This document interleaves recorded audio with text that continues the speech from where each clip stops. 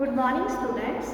Welcome in the next lecture of Pharmaceutics 2. We are discussing the chapter powders. In powders I will explain you what are powders, what are their advantages and disadvantages. After that we are discussing the classification of powders. In the classification of powder we have discussed simple and compound powder. Then we have started powders requiring special consideration. In the powders requiring special consideration, I have explained you different types of powders. We were discussing in the last lecture about granules. Now we are going to discuss in the same continuity effervescent granules. We have discussed granules. What are effervescent granules? You have discussed these topics in first year also. I have explained them completely in first year, in first chapter. So what are effervescent granules? These are specially prepared solid dosage form of medicament meant for internal use. effervescent granules क्या होते हैं? ये specially prepared solid dosage form है जो हम internally use के लिए देते हैं, पेशेंट को एडमिनिस्टर करते हैं इंटरनल यूज के लिए। यानी इन ग्रैन्यूल्स को पेशेंट वाटर के ग्लास के अंदर डाल के वो इसको जो है पेशेंट जो है एडमिनिस्टर करता है, ठीक है।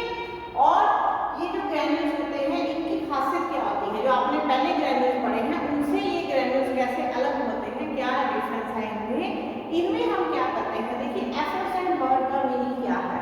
Production of carbon dioxide, bubbling आपको नजर आती है जब आप इन ग्रैन्यूल्स को वाटर के ग्लास के अंदर डालते हैं। फॉर एग्जांपल इनो है, पेप्टोज है, ऐसी बहुत सारी प्रोडक्ट्स मार्केट में आती हैं। जब आप इनको वाटर के ग्लास के अंदर डालते हैं तो आप देखते हैं बबलिंग प्रोड्यूस होती है जो एफरवेसेंस को रिप्रेजेंट कर रही है। ये बबलिंग क्यों प्रोड्यूस होती है? Because of the production of carbon dioxide gas. अब ये कैसे प्रोड्यूस होती है तो आपको कंपोजिशन से समझ में आएगा कि इन ग्रैन्यूल्स में हम क्या डालते हैं। इन ग्रैन्यूल्स में क्या होता है? सॉल्युबल मेडिसिनल एजेंट, ठीक है। सॉल्युबल ड्रग होगी तो वाटर के अंदर सॉल्युबल होगी, कोई भी मेडिसिनल एजेंट जो सॉल्युबल होगा वाटर के अंदर विद सिट्रिक एसिड। साथ में हमने क्या डाला? दो एसिड्स डाले हैं, सिट्रिक एसिड, टार्ट्रिक एसिड और एक बेस डाला है हमने सोडियम बाइकार्बोनेट। तो ये जो कॉम्बिनेशन होता है दो एसिड्स और एक बेस का, इसी की वजह से क्या होता है? बबलिंग प्रोड्यूस होती है, ठीक है। अब ये जो आपका कॉम्बिनेशन होता है ये काफी पॉपुलर कॉम्बिनेशन है इस टाइम। क्यों ये इतना पॉपुलर है कि रीजन क्या है कि जैसे आपकी ड्रग का टेस्ट कैसा नहीं हो, जब आपने इस कॉम्बिनेशन में पेशेंट को ड्रग दी तो जो कार्बन डाइऑक्साइड गैस प्रोड्यूस होती है वो आपकी टंग को बिल्कुल ब्लैंड कर देती है। आपको जो ड्रग है उसकी टेस्ट ही नहीं पता चलती, पहली बात। दूसरा क्या होता है कि जो कार्बन डाइऑक्साइड गैस होती है वो आपके जीआईटी की सिक्रीशंस के फ्लो को प्रमोट करती है, स्टिमुलेट करती है, इसलिए भी ये कॉम्बिनेशन काफ़ी पॉपुलर है। Most of the antacid, laxative, इन सबको हम इस फॉर्म में दे रहे हैं। बहुत सारे एंटासिड इसी फॉर्म में मार्केट में आ रहे हैं। अब एक और चीज़ कि सिट्रिक एसिड, टार्ट्रिक एसिड की जगह जो है सोडियम एसिड टार्ट्रेट भी, सोडियम एसिड फॉस्फेट भी मार्केट में चलता है, वो ज़्यादा इकोनॉमिकल पड़ता है। ये दोनों एसिड थोड़े एक्सपेंसिव पड़ते हैं तो वो भी कॉम्बिनेशन में कई बार डाला जाता है। मोस्टली इंडस्ट्री लेवल पे काफ़ी ज़्यादा वो यूज़ किया जाता है। अब यहाँ पे आपकी कुछ क्वेश्चनिंग होनी चाहिए। आपकी क्वेश्चनिंग से पहले मैं आपको जो यहाँ पे जो रिएक्शंस हो रहे हैं वो बता देती हूँ। रिएक्शंस को देख के आप खुद क्वेश्चन कर सकते हैं कि क्या रीजन है क्यों हमने दो एसिड यूज किए। तो देखिए पहले ये सामने मैंने बोर्ड पे रिएक्शन लिखे हैं। 3 मॉलिक्यूल्स किसके हैं? सोडियम बाइकार्बोनेट के, NaHCO3 plus citric acid C6H8O7 और एक वाटर का मॉलिक्यूल, ठीक है। इसमें वाटर क्रिस्टलाइजेशन होता है। बनता क्या है? सॉल्ट बनता है, that is sodium citrate C6H5NO3O7 plus 3 water के मॉलिक्यूल प्रोड्यूस होते हैं और 3 कार्बन डाइऑक्साइड गैस के मॉलिक्यूल इवॉल्व होते हैं, ठीक है। ऐसे है आपका 2 सोडियम बाइकार्बोनेट के मॉलिक्यूल्स हैं प्लस टार्ट्रिक एसिड C4H6O6 और यहाँ क्या बनता है आपका? सोडियम टार्ट्रेट, ठीक है, सॉल्ट बनता है सोडियम टार्ट्रेट C4H4N2O6 और साथ में 2 वाटर के मॉलिक्यूल प्रोड्यूस होते होते हैं और साथ में 2 कार्बन डाइऑक्साइड के जो मॉलिक्यूल्स होते हैं वो एयर में जो है इवॉल्व होते हैं। अब क्वेश्चन यहाँ पे ये आता है कि आप एसिड यहाँ पे 2 ले रहे हैं और बेस आप 1 यूज कर रहे हैं, और एसिड की क्वांटिटी में मोस्टली जो हम लेते हैं वो बेस की क्वांटिटी से ज़्यादा ही लेते हैं, ठीक है। अब इसका रीज़न क्या है कि आप एसिड 2 क्यों ले रहे हो? उसका रीज़न ये है कि जब आप ग्रेनुल बनाने लगते हो तो जो आपके रिएक्शंस हैं आप देख रहे हैं, जब हीट होगी इन रिएक्शंस में क्या होगा, वाटर प्रोड्यूस होगा, ठीक है। जो आपका सिट्रिक एसिड के साथ रिएक्शन है उसमें आप देखिए 3 मॉलिक्यूल जो है वाटर के प्रोड्यूस हो रहे हैं, और साथ में सिट्रिक एसिड के अंदर खुद भी वाटर ऑफ क्रिस्टलाइजेशन है। तो जब आप इसको अकेले सिट्रिक एसिड को लेके अगर आप बनाना स्टार्ट करते हैं ग्रेन्यूल्स, तो क्या प्रॉब्लम आती है कि मटीरियल जो होता है वो ज़्यादा वेट हो जाता है। यानी ग्रेन्यूल्स बनाने के लिए आप जो मटीरियल ले रहे हैं वेट कोहेरेंट मास उसका बनना चाहिए, वो मास इजीली सीप नंबर 10 में से पास होना चाहिए, बट वो मटीरियल ज़्यादा गीला हो जाता है, ज़्यादा वेट हो जाता है। इस वजह से क्या होता है कि आपके जो ग्रेन्यूल्स प्रॉपर नहीं बनते हैं, आपकी जो सीप है वो ब्लॉक होनी स्टार्ट हो जाती है, ठीक है। ये तो होगी सिट्रिक एसिड की बात। और अगर आप अकेला टार्ट्रिक एसिड यूज करते हैं तो टार्ट्रिक एसिड क्या है, दैट इज एनहाइड्रस, ठीक है। एनहाइड्रस फॉर्म में टार्ट्रिक एसिड जो है जब वो उसके अंदर वाटर नहीं है और उसके रिएक्शन में देखिए आप सिर्फ 2 वाटर के मॉलिक्यूल्स प्रिपेयर हो रहे हैं, तो उस रिएक्शन में क्या होता है कि आपको कोई और लिक्विड ऐड करना पड़ता है ज़्यादा मटीरियल को वेट करने के लिए, ठीक है। नहीं तो आपका जो मटीरियल है वो इतना वेट नहीं बनता है कि प्रॉपर उसके ग्रेन्यूल्स फॉर्म हो सके, प्रॉपर हार्ड ग्रेन्यूल्स फॉर्म हो सके, वो बड़ी जल्दी ब्रेक हो जाते हैं, फॉर्म ग्रेन्यूल्स नहीं फॉर्म होते हैं। इसलिए हम हमेशा दोनों एसिड्स का कॉम्बिनेशन लेते हैं और साथ में हम एक बेस लेते हैं सोडियम बाइकार्बोनेट, जिससे रिएक्शंस के साथ कार्बन डाइऑक्साइड जो गैस है वो प्रोड्यूस होती है। अब यहाँ पे एक क्वेश्चन और होना चाहिए कि आप पाउडर फॉर्म में क्यों नहीं देते हैं? तो आप पाउडर दे दीजिए, एप्सॉल्यूशन पाउडर दे दीजिए इंस्टेड ऑफ एप्सॉल्यूशन ग्रैन्यूल्स। तो आपको मैंने फर्स्ट लेक्चर में बताया था कि जो साइज रिडक्शन है, मतलब जितना आप साइज यूज करते हैं उतना डिसोल्यूशन फास्ट हो जाता है, उतना रेट ऑफ एक्शन भी फास्ट हो जाता है। हम ग्रैन्यूल्स क्यों बनाते हैं? हम ग्रैन्यूल्स बनाते हैं to reduce the surface area, हम सरफेस एरिया को कम करना चाहते हैं ताकि एटमॉस्फेयर के साथ जब उसका जो रिएक्शन है इन प्रोडक्ट्स का वो कम हो। दूसरा कि जब आप वाटर में डिजोल्व करें, अगर आप पाउडर फॉर्म में लेंगे तो रेट ऑफ रिएक्शन बहुत फास्ट होगा, डिसोल्यूशन बहुत ज़्यादा फास्ट होगी, तो उससे क्या होगा कि uncontrolled production of carbon dioxide gas होगी, जो आपको प्रॉपर्ली जो हमें रिजल्ट चाहिए वो नहीं दे पाएगी। क्लियर? तो ये है रीजंस क्यों हम 2 एसिड यूज करते हैं और एक बेस यूज करते हैं, क्यों हम ग्रैन्यूल्स फॉर्म करते हैं। अब हम जब बनाते हैं ग्रैन्यूल्स इसके 2 मेथड हैं। First method is heat method, second is wait method. Heat method आपको समझ में आ रहा होगा नाम से कि हीट मेथड जिसमें हमने हीट करना है। तो इस मेथड में बनाने के लिए हम क्या करते हैं, हम चाइना डिश लेते हैं या स्टेनलेस स्टील डिश लेते हैं। नॉर्मली आपकी प्रैक्टिस क्या होती है कि आप डिश के अंदर अपने जो भी केमिकल्स होते हैं उनको डाल के फिर आप हीटिंग के लिए रखते हो, बट यहाँ पे आपने ऐसा नहीं करना है। यहाँ पे आपने पहले डिश को अच्छे से हीट करना है, आपको बॉइलिंग पॉइंट कि बहुत अच्छे से रेड हॉट जब आपकी जो डिश है हीट हो जाए, फिर उसके अंदर आपने सिट्रिक एसिड, टार्ट्रिक एसिड, आपकी जो सोडियम बाइकार्बोनेट और जो सॉल्युबल ड्रग है फिर उसके अंदर आपने डालना है। पहले तीनों मतलब ये आपने डाल देने हैं। क्यों डाल देने हैं? हीटिंग से क्या होगा, ये जो रिएक्शंस होंगे फास्ट होंगे। अगर पहले हीटेड होगी आपकी डिश तो ये रिएक्शन फटाफट होके और इसमें से वाटर लिबरेट होगा और आपको कोई एक्स्ट्रा वाटर बाहर से नहीं लाना पड़ेगा, अपने आप आपका मटीरियल जो है वो वेट हो जाएगा। क्लियर? कि अगर आपकी डिश प्रॉपर्ली हीट होगी आप उसमें पाउडर डालेंगे, हार्डली 3 to 4 मिनट्स लगते हैं, आपका जो मटीरियल है अपने आप वेट हो जाता है, क्योंकि ये रिएक्शंस टेक प्लेस होते हैं और इनमें वाटर प्रोड्यूस होता है और आपका जो मटीरियल है वो वेट हो जाता है। जब वो मटीरियल वेट हो जाता है तो आप उनके इजीली ग्रैन्यूल्स जो है बना सकते हैं। अगर आप कोल्ड डिश में मटीरियल डाल के हीट करना स्टार्ट करते हो तो क्या होता है कि जो वाटर प्रोड्यूस होता है साथ साथ इवेपोरेट होना भी स्टार्ट हो जाता है, उससे प्रॉपर वेटिंग ऑफ मटीरियल्स नहीं होती है। इसलिए हमें पहले ही डिश को हीट करना पड़ेगा प्रॉपरली। क्लियर? अब आप इसके अंदर जो भी आपके और एडिशनल एजेंट है, कोई स्वीटिंग एजेंट है, कोई कलरिंग एजेंट है, जो भी और मटेरियल्स हैं आप इस मटेरियल में डाल के अच्छे से मिक्स करिए। और जो वेट कोहेरेंट मास बना है उसको आपने seal number 10 super impose on seal number 20 उसमें से पास करना है। तो आपको नीचे ग्रेन्यूल्स मिल जाएंगे। इन ग्रेन्यूल्स को आपने जो है ड्राई करना है, temperature not more than 60 degree, और इन ग्रेन्यूल्स को आपने एयर टाइट कंटेनर के अंदर स्टोर कर देना है, यानी इनको आपने बचा के रखना है एटमॉस्फेरिक कंडीशन से।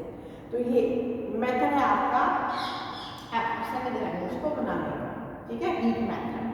क्लियर? अब देखिए यहाँ पे मैंने एक फॉर्मूला लिखा है। सोडियम बाइकार्बोनेट है 20.40 ग्राम, टार्ट्रिक एसिड पाउडर है 10.80 ग्राम, सिट्रिक एसिड पाउडर है 7.20 और रिफाइंड शुगर पाउडर है 6 ग्राम। ठीक है, और अगर आप इस सब का टोटल करते हैं तो ये अबाउट 44 जाता है, 44 ग्राम से अबाउट जाता है। बट जब हमें इसको बना के जो ग्रेन्यूल्स मिलते हैं वो 40 ग्राम के अराउंड मिलते हैं। तो अब यहाँ पे क्वेश्चन ये आता है कि ये जो आपका फॉर्मूला है इसमें वेट आपने ज़्यादा क्यों लिया है? उसका रीजन फिर से आपके सामने है कि लॉस ऑफ वेट दो जगह होता है। पहला कहाँ होता है? वाटर इवेपोरेट हो रहा है, दूसरा कार्बन डाइऑक्साइड गैस के जो मॉलिक्यूल्स हैं वो लिबरेट हो रहे हैं एयर के अंदर। ठीक है, तो इसलिए आपके पास वेट का लॉस होता है। तो इसलिए हमेशा जब भी हम ये बनाते हैं थोड़ा सा अमाउंट हमें ज़्यादा लेना पड़ता है। जैसे यहाँ पे 44 प्लस हमने वेट लिया है तो हमें जो यहाँ पे ग्रेन्यूल्स मिल रहे हैं टाटा के वो 40 ग्राम के अराउंड मिल रहे हैं। क्लियर? तो इस तरीके से आप बनाते हैं हीट मेथड के साथ। दूसरा मेथड है आपका वेट मेथड। वेट मेथड नाम से आपको समझ में आ रहा है वेट मेथड, यानी उसको वेट करना, मटीरियल को वेट करना। ये किन केसेस में है?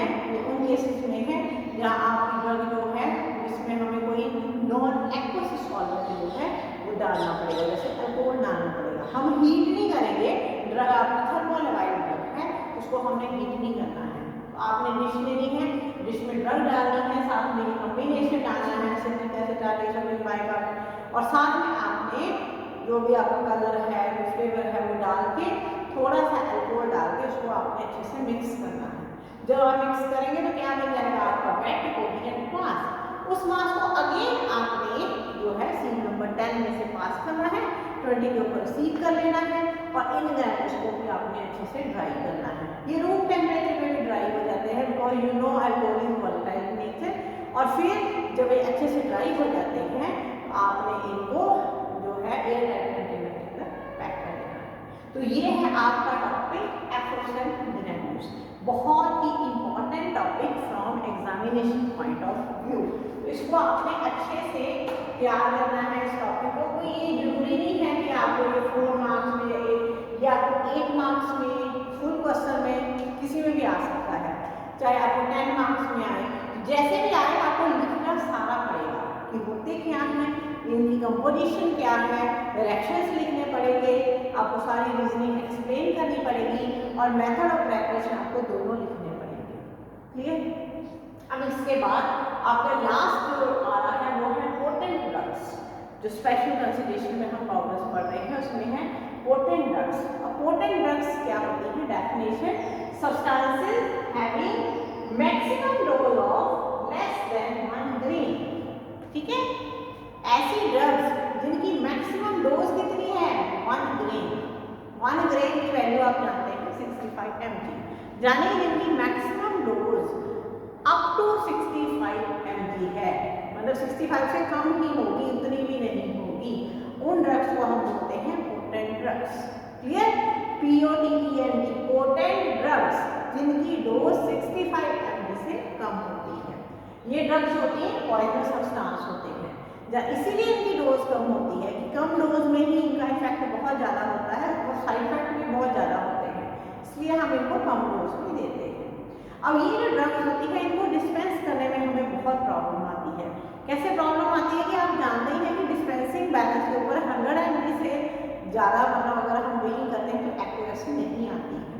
आप लोगों ने पिछले साल यूज़ किया है हर प्रैक्टिकल में डिस्पेंसिंग बैलेंस, तो अगर आप कम उसमें अमाउंट वे करते हो तो एक्यूरेसी नहीं आती है, ठीक है। तो अब आपने अगर पेशेंट को ये डिस्पेंस करनी है तो आप कैसे करते हो, आप इसको डिल्यूशन मेथड से डिस्पेंस करते हो, ट्रिट्यूरेशन फॉर्म करते हो और डिल्यूशन मेथड से इसको आप डिस्पेंस करते हो। Dilution method means by using some solvent, ठीक है, किसी भी सॉल्वेंट के साथ ड्रग को आप डिल्यूट करके पेशेंट को देते हो। तो आपकी जो प्रैक्टिकल फाइल है उसके अंदर 3 प्रैक्टिकल जो है, जिसमें आपको कल बताया था कि पहले 14 प्रैक्टिकल्स आपके पाउडर के हैं, तो पाउडर में से जो फर्स्ट उसमें 3 प्रैक्टिकल जो हैं वो पोटेंट ड्रग्स के हैं, ठीक है। तो एक प्रैक्टिकल के बारे में मैं यहाँ सारा एक्सप्लेन कर दूंगी आपको, एक प्रैक्टिकल की कैलकुलेशन, क्लियर। तो प्रैक्टिकल है आपका RX आर्सेनिक ट्राइऑक्साइड 0.002 ग्राम, ठीक है। ड्रग है आपकी arsenic trioxide which is used as bitter tonic और उसकी डोज देखिए कितनी है 0.002 ग्राम यानी 2 मिलीग्राम। अब आप किसी पेशेंट को 2 mg ड्रग कैसे डिस्पेंस कर सकते हो, ठीक है। नीचे लिखा है fair voltage make powder MIDI is normal send such 9, आपने पेशेंट को ऐसे 9 पाउडर बना के देने हैं। तो कैसे डिस्पेंस करोगे आप इसको, ठीक है। इसकी मैंने कैलकुलेशन देखिए बोर्ड पे लिखी है, यही कैलकुलेशन इसका प्रोसीजर भी है, कैलकुलेशन बाय डिल्यूशन मेथड। हम क्या करेंगे, ये जो आपकी ड्रग है पोटेंट ड्रग आर्सेनिक ट्राइऑक्साइड, इसको लैक्टोज के साथ डिल्यूट करके इसकी अलग अलग ट्रिट्यूरेशन बनाएंगे। कैसे, सबसे पहले क्या करेंगे आप वेस्टर्न मॉडल लेंगे, उसको वॉश करेंगे, ड्राई करेंगे, ठीक है। अब उसके अंदर हम क्या डालेंगे 100 mg ऑफ आर्सेनिक ट्राइऑक्साइड, जो आपकी ड्रग है 100 mg, और उसमें ऐड करेंगे 400 mg ऑफ लैक्टोज, ठीक है। तो टोटल आपका कितना बन जाएगा 500 mg ऑफ टिट्रेट 1। अब ये कैसे ऐड करना है, आपने पहले अपनी ड्रग 100 mg डाल देनी है वेस्टर्न मॉडल में, उसको अच्छे से आपने टिट्रेट करके और फाइन पाउडर बना लेना है। अब उसके अंदर एक साथ 400 mg लैक्टोज नहीं डालना है, 100 mg के अप्रॉक्सीमेट डालते जाइए, अच्छे से मिक्सिंग करते जाइए, बिल्कुल इंटीग्रेट मिक्सिंग होनी चाहिए दोनों पाउडर्स की, क्लियर। आपके पास क्या फॉर्म हो गया 500 mg ऑफ टिट्रेट 1। अब क्या करेंगे 500 mg ऑफ टिट्रेट 1 कंटेन्स, आप जानते हैं 100 mg ऑफ आर्सेनिक ट्राइऑक्साइड, तो 1 mg में कितना होगा 100 डिवाइडेड बाय 500 mg, 100 mg में कितना होगा 100 × 100 डिवाइडेड बाय 500, तो ये आ गया 20 mg ऑफ आर्सेनिक ट्राइऑक्साइड। इसका क्या मतलब है, अगर आप जो आपका टिट्रेट 1 बना है उसमें से अगर आप 100 mg निकाल देते हैं तो उसके अंदर ड्रग कितनी रह जाती है 20 mg ऑफ आर्सेनिक ट्राइऑक्साइड। अब आपने क्या करना है, एक और वेस्टर्न मॉडल लेना है, उसको वॉश करना है, ड्राई करना है। अब उसके अंदर आपने ये 100 mg टिट्रेट 1 जो है डाल देना है, और उसमें क्या डालना है 100 mg of triturate 1 plus 900 mg of lactose, ठीक है। 900 mg लैक्टोज और देना है, उस 900 mg को भी थोड़ा थोड़ा करके इसके साथ अच्छे से इंटीग्रेटली मिक्स करना है, तो आपके पास क्या बन जाएगा 1000 mg ऑफ टिट्रेट 2, ठीक है। दूसरे वेस्टर्न मॉडल में जो टिट्रेशन तैयार होती है that is known as triturate 2, ठीक है। इसमें क्या है 100 mg of triturate 1 plus 900 mg of lactose. अब ये टोटल कितना बन गया 1000 mg। अब देखिए 1000 mg ऑफ टिट्रेट 2 कंटेन्स क्या 20 mg ऑफ आर्सेनिक ट्राइऑक्साइड। ये आपने ऊपर ही निकाला है कि 100 mg टिट्रेट 1 में 20 mg आर्सेनिक ट्राइऑक्साइड, क्लियर। तो 1000 mg of triturate 2 contains 20 mg of arsenic trioxide, 1 mg में कितना है और 100 mg में कितना है, तो आपका आंसर आएगा 2 mg of arsenic trioxide, clear. आपके पास जो 100 mg है टिट्रेट 2 का, उसके अंदर ड्रग की क्वांटिटी कितनी है 2 mg ऑफ आर्सेनिक ट्राइऑक्साइड। तो अब आप क्या करेंगे, आप जो आपके पास सेकंड वेस्टर्न मॉडल में 1000 mg है उसमें से आप 9 सैचेट्स बनाएंगे, छोटे छोटे पैकेट्स पाउडर के, इसके अंदर 100 mg टिट्रेट होगा। 100 mg का मतलब उसके अंदर 2 mg arsenic trioxide drug. Clear? तो आपने जो आपका जो प्रैक्टिकल था कि 9 आपने बनाने हैं, इस तरीके से आप 9 पाउडर्स ऐसे ऐड कर सकते हैं। क्लियर? ये जो आप हमेशा एक एक्स्ट्रा पाउडर की ही वेइंग लेके चलिए, उसका वेट एक्स्ट्रा एक की कैलकुलेशन आपको करनी पड़ेगी क्योंकि वेस्टेज पाउडर में बहुत होती है। तो इस तरीके से आप जो है पोटेंट ड्रग की कैलकुलेशन कर सकते हैं और यही प्रोसीजर, कैलकुलेशन वाला ही प्रोसीजर आपने लैब में अप्लाई करना होता है ताकि आप ऐसे 9 पाउडर्स फॉर्म कर सकें। ये दो गए एग्जाम्पल आर्सेनिक ट्राइऑक्साइड की। इसके अलावा आपकी फाइल में प्रेडनिसोन है, उसकी डोज 8 mg है। फिर फिनोवार्मिन सोडियम है, उसकी डोज 15 mg है। तो उनकी जब आप प्रैक्टिकल फाइल में प्रैक्टिकल, अब हमने आपको प्रैक्टिकल भी डालना स्टार्ट कर देने हैं और मैंने लैब में परफॉर्म करने आपके सामने स्टार्ट कर देने हैं। तो आप जब करेंगे कैलकुलेशन खुद अटेम्प्ट करिए, इन कैलकुलेशन को खुद प्रैक्टिस करिए ताकि आपको पता चले कि पाउडर की, पोटेंट पाउडर की जो कैलकुलेशन है वो आपने कैसे करनी है। Thank you.